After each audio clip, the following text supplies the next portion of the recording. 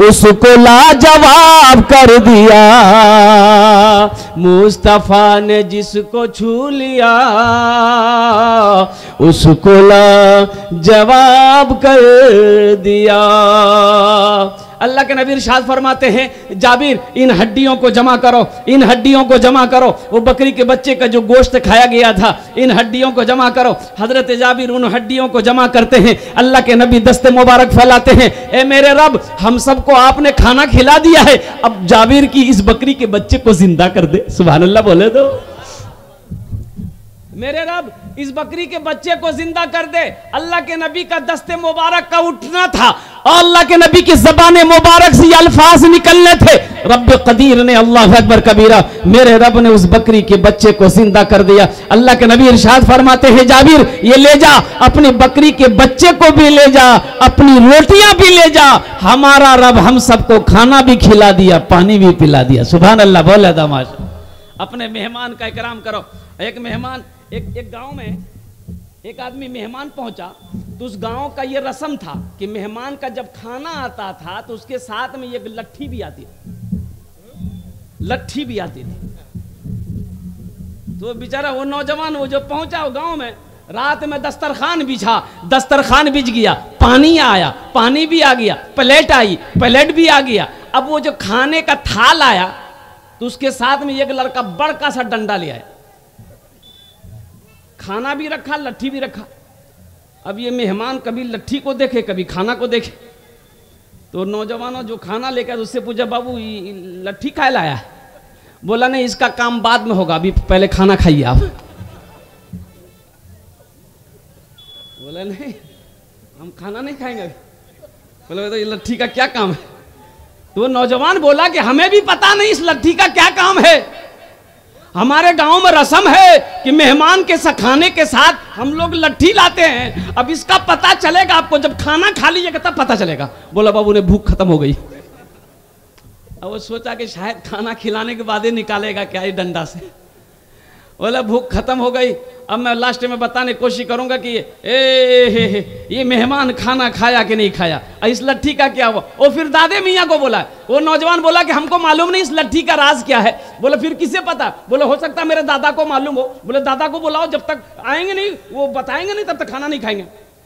दादा मियाँ आए, बोला मेहमान काहे खाना हाथ रोक दिए? बोला कि नहीं लट्ठी का क्या काम।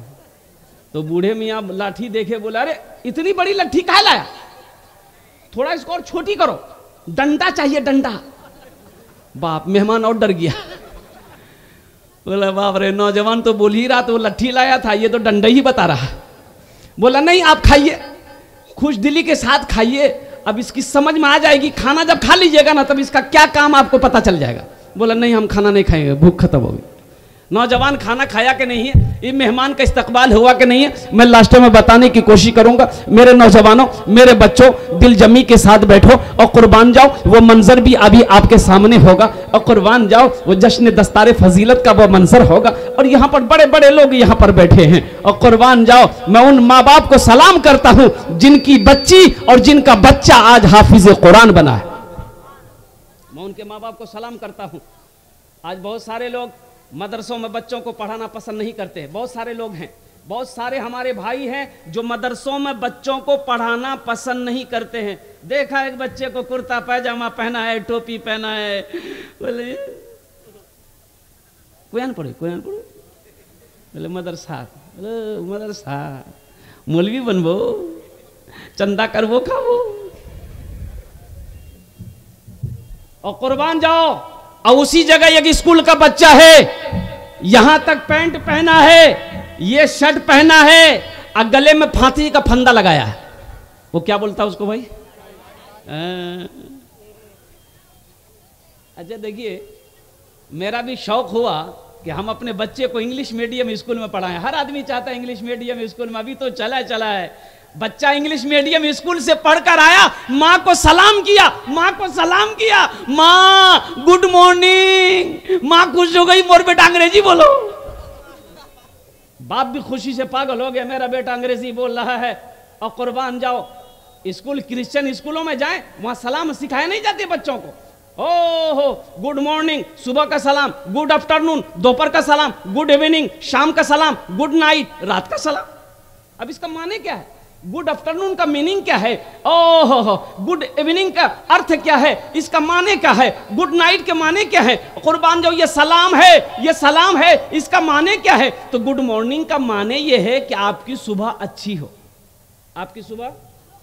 गुड आफ्टरनून का माने आपका दोपहर अच्छा हो, गुड इवनिंग आपकी शाम अच्छी हो, गुड नाइट आपकी रात अच्छी हो। बहुत अच्छी बात है।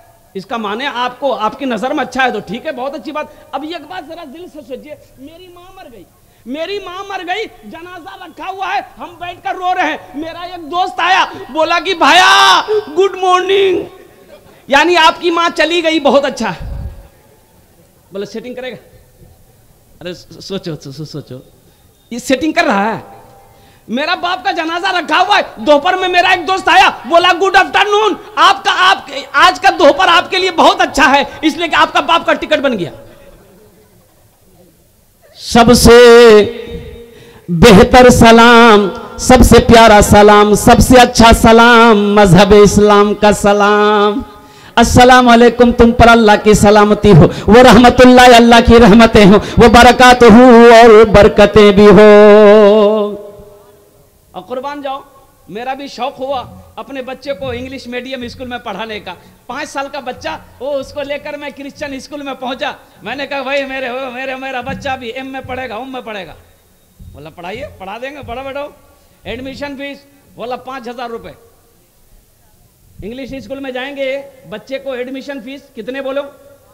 मिनिमम बोलो 5000, मिनिमम 5000 है ना? अच्छा ठीक है। मैंने कहा कि भैया ऐसा करो, बच्चे को हॉस्टल में डालना है। हॉस्टल है? बोला हाँ हॉस्टल है। बोला कि मैंने फीस, बोला कि हॉस्टल फीस कम से कम 5000, 1 महीने का हॉस्टल फीस 5000। अच्छा, इससे कम में तो मिलेंगे नहीं आपको हॉस्टल में बच्चे रखने का। इंग्लिश मीडियम स्कूल में बच्चे को जाते हैं एडमिशन कराने, एक हॉस्टल में रखेंगे, 5000 रुपये महीना लगेगा। कितने लगेंगे भाई? अब जरा जहन को हाजिर करना। ए बाबू चाय वाला, ए बाबू शकील बेटा, अभी चाय को साइड करो, थोड़ा सा जहन को हाजिर करो। अल्हम्दुलिल्लाह सुम्मा अल्हम्दुलिल्लाह। एक मर्तबा नारा लगाओ, शैतान कहीं दाखिल ना हो जाए। नारे तकबीर, नारे तकबीर। जहन को हाजिर करो। मैंने कहा भाई ठीक है, 5000 रुपया एडमिशन दे दिया, बच्चे का दाखिला हो गया, 5000 रुपया मैंने दे दिया एडवांस तौर पर बच्चे को, वो हॉस्टल चार्ज। बच्चा को रख के मैं घर आ गया। अब बच्चे की पढ़ाई शुरू हो गई। A for ant, L मैंने चूटी, B for ball, बॉल मैंने गेंद, C for cat, कैट मैंने बिल्ली, D for dog, डॉग मैंने कुत्ता, E for elephant, एलिफेंट मैंने हाथी, F for fox, fox मैंने लोमड़ी, H for hen, hen मैंने मुर्गी। 5000 टका दिए हम। अब बच्चा को मेरा कुत्ता बिल्ली पढ़ा रहा है। क्या पढ़ा रहा है?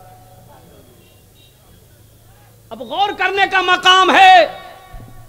मेरे बच्चों, मेरे नौजवानों, मैं अंग्रेजी के खिलाफ नहीं हूं, मैं संस्कृत के खिलाफ नहीं हूं, मैं बंगला के खिलाफ नहीं हूं, मैं गुजराती के खिलाफ नहीं हूं, मैं मराठा के खिलाफ नहीं हूं। मेरा बच्चा उड़िया भी पढ़ेगा, बंगला भी पढ़ेगा, पंजाबी भी पढ़ेगा, दुनिया का हर भाषा मेरा बच्चा पढ़ेगा। लेकिन मेरा कहना यह है कि दुनिया का हर भाषा पढ़ने से पहले, सबसे पहले जो मेरा बच्चा पढ़ेगा वो अल्लाह का कुरान पढ़ेगा, अल्लाह का कुरान पढ़ेगा।